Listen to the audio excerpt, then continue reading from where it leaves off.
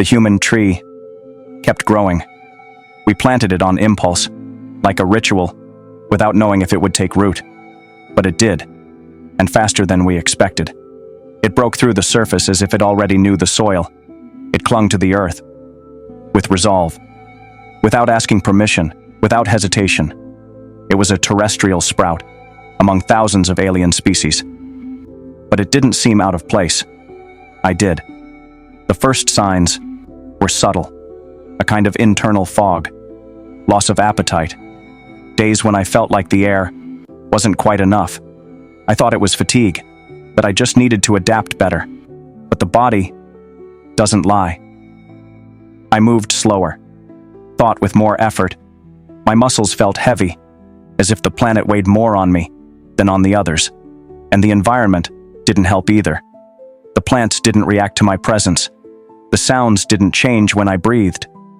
Even the stream seemed to avoid me. It was like living in a room where nothing responds, like shouting in an empty house. And even though Lyra said nothing, I noticed how she watched me. Every time I coughed, every time I closed my eyes, longer than I should. Entire cycles passed, where I barely left the shelter. I fell asleep in strange places. And sometimes, I woke up not knowing how much time had passed. One day, at the stream, I saw how my reflection took a fraction of a second to mimic my movement, as if the water needed to remember me. That's when I knew. The planet was leaving me behind. It wasn't attacking me. It wasn't trying to kill me.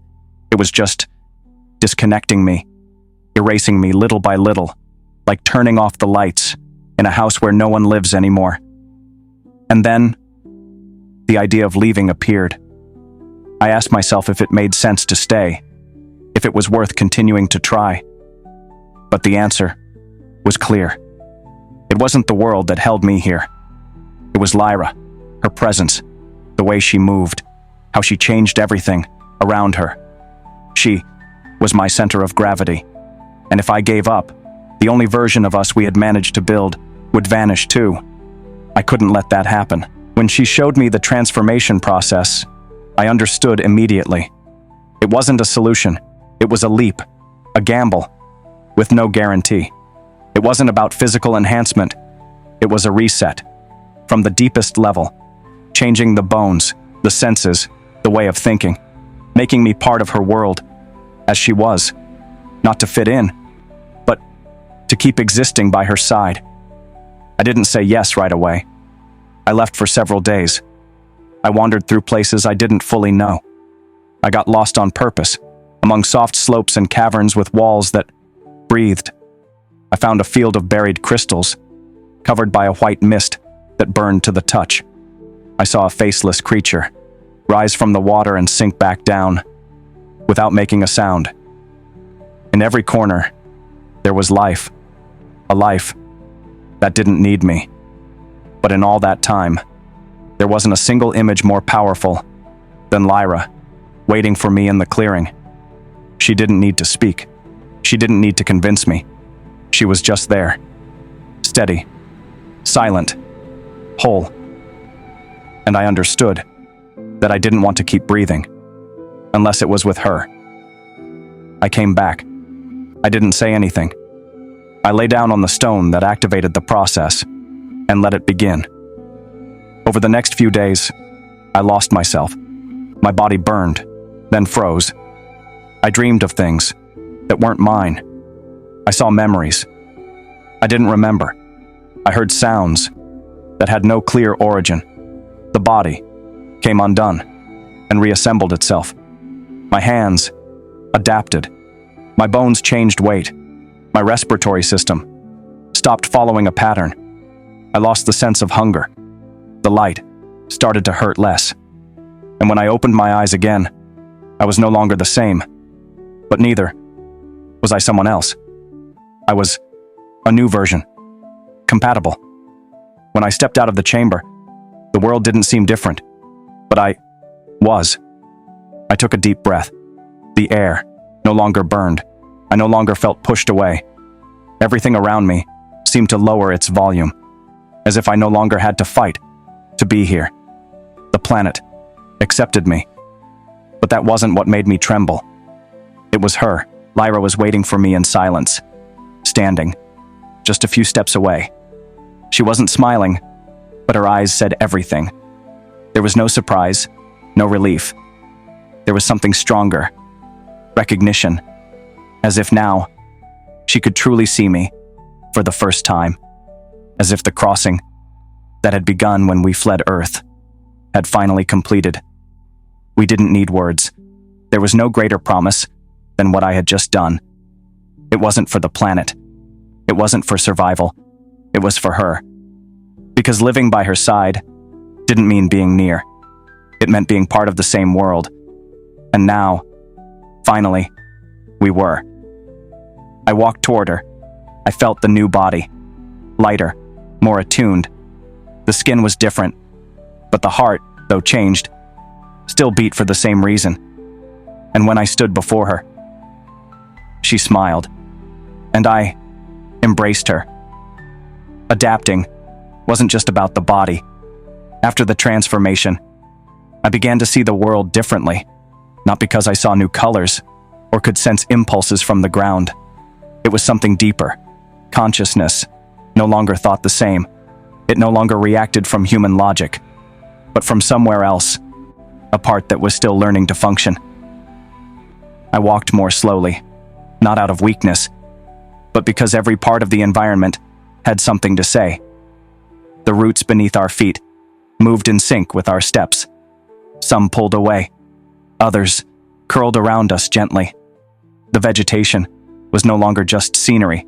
Now, it was a network, and I was connected. The shelter changed too. Without us doing anything, it expanded inward. The walls became softer, warmer. The temperature regulated itself. New cavities appeared, as if the house knew we would need them. Lyra adapted effortlessly. For her, it was nothing new. But I watched her, as if seeing her for the first time. Because in a way, I was. We shared everything, with a new synchronicity. We spoke less, but understood more. We cooked together, with fruits that once made me sick, and now nourished me.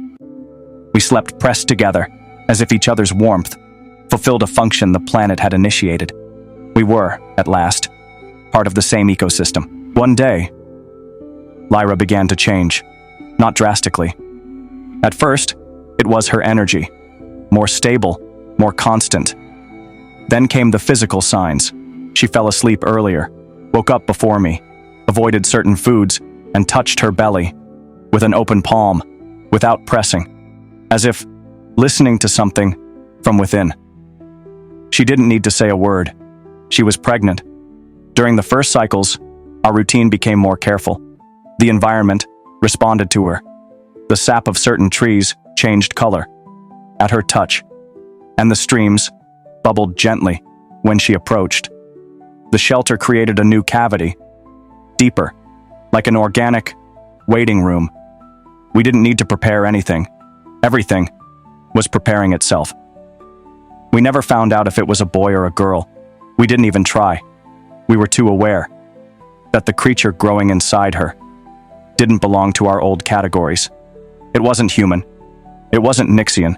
It was something else. And to us, that was enough. Lyra never complained. She didn't speak of pain or anxiety. She moved as always, but more calmly. Sometimes, she would sit in front of the human tree and remain there for hours. I watched her from a distance, as if looking too closely might disturb something sacred. The day of the birth came without warning. There was no rain, no eclipse, just a sunrise, a little brighter than usual. The air had a different scent, as if the planet's moisture had turned into soft resin. The roots flattened around the clearing, forming a stable surface, and Lyra walked to the center, as if she had always known where it needed to happen. I stayed close, but didn't intervene. The planet didn't need witnesses, only presence. She knelt. Her back was straight, her eyes open, and then, without screams, without tears. It happened. First one, a tiny creature, luminous, transparent at times.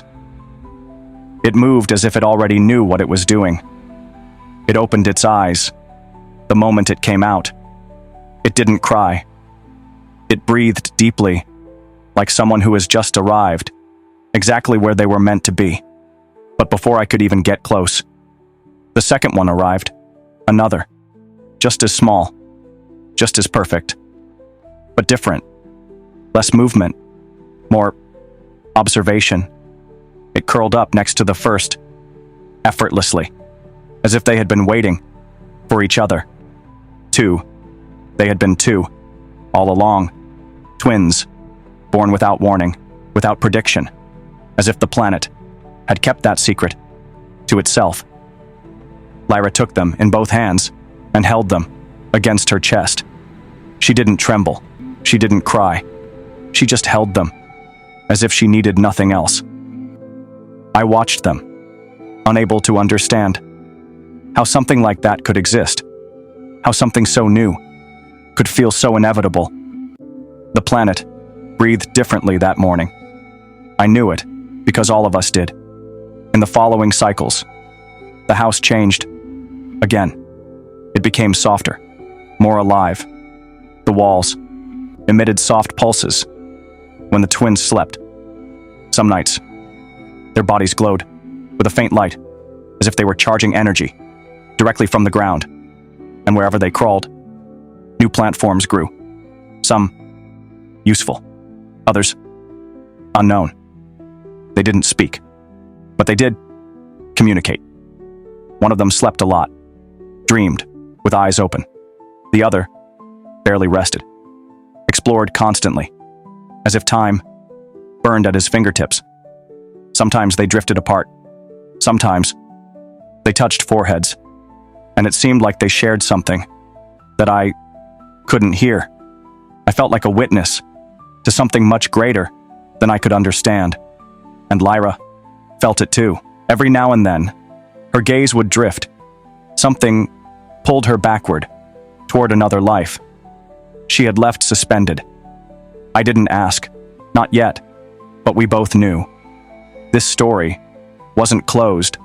Something was waking up. Everything seemed in balance. The house lived to the rhythm of the twins.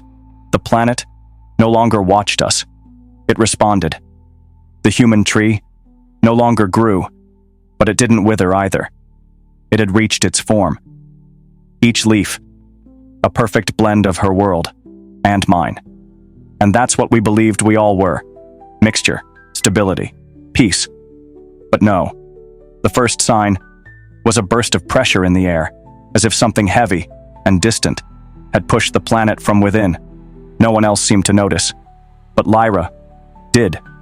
She stopped, tensed her shoulders, and from that moment on, something changed in her. For days, she drifted from us, not physically, but mentally. She always seemed somewhere else. Sometimes she'd spend hours sitting in the deepest part of the shelter, connecting her hands to the living channels in the walls. I watched her from a distance, knowing she was trying to listen to something. Something. She didn't want to tell me until she was sure. One afternoon, when the sky changed color for no reason, a reddish light with no clear source, Lyra stepped out of the shelter, as if her body had become heavier. She told me she needed to show me something. We walked in silence, down a path we had never taken before. At the end of the trail, the roots formed a natural structure, like a sealed well. It didn't look special until she activated it, an image projected into the air. It wasn't a spiritual vision, nor an illusion. It was an old recording, a capsule, then another, and another. Dozens, some intact, others covered by vegetation. Crystallized, sealed by biological layers.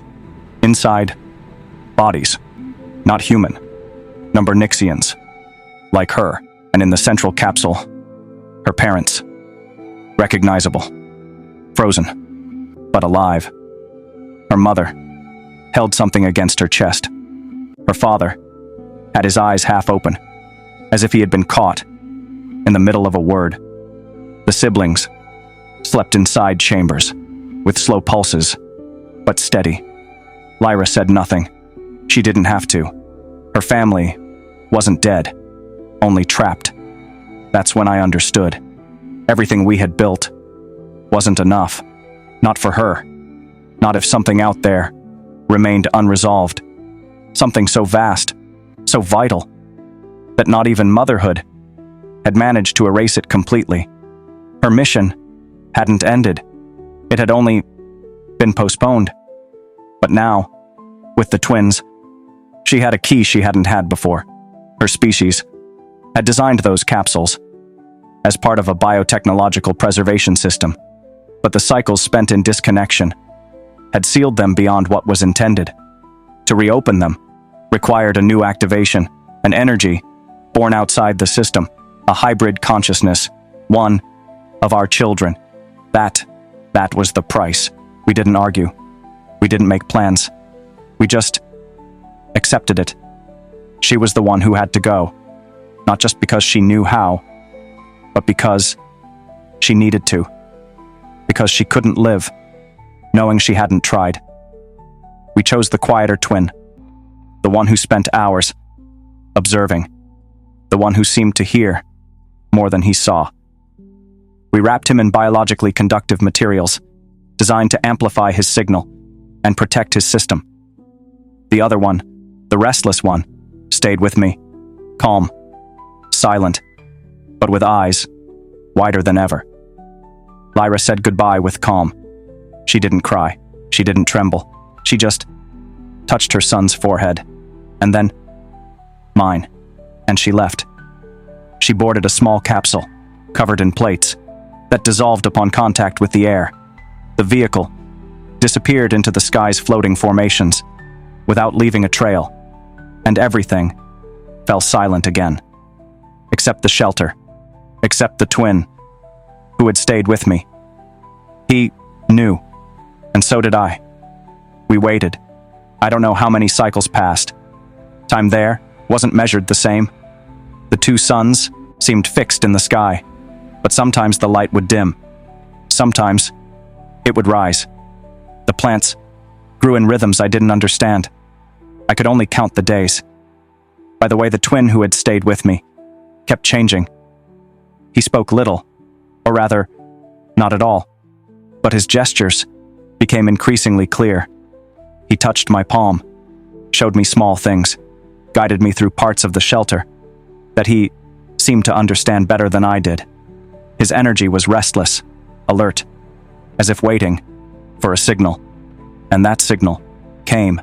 There was no explosion, no light. It was a sound, a deep, constant hum that came down through the earth and rose up along the walls of the shelter. You didn't hear it with your ears, but with your stomach. The child straightened up instantly.